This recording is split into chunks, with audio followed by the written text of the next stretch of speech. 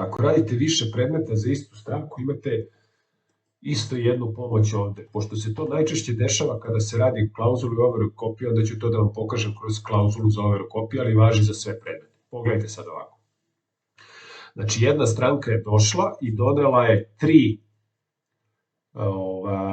dokumenta koje trebaju da se overe i šta bi praktično vi trebali da uradite, vi bi trebali za istu stranku samo da napravite 3 predmeta. Da vi ne bi to 3 puta radili, vi ćete da napravite ovako.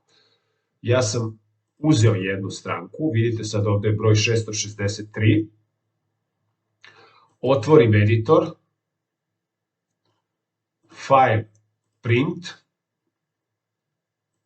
uradim prvu overu i sada umesto da zavedem predmet, ja kažem zavedi i kopiraj.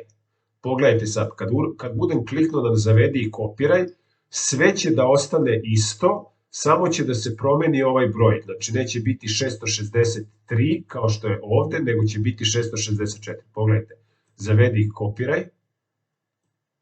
On je klonirao predmet, samo je stavio broj 664. Znači odmah ulazite u drugi predmet, otvarate editor, vidite da je sad 664, štampate,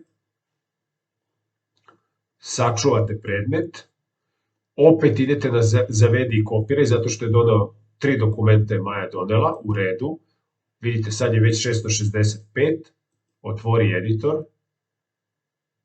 665 je tu, sačuvaj predmet i na kraju naplatite sve kao jedan dokument. Idete na zavedi predmet i možete da sačuvate samo ovaj zadnji koji je bio tu. To dakle važi za sve klauzule iz novih akata.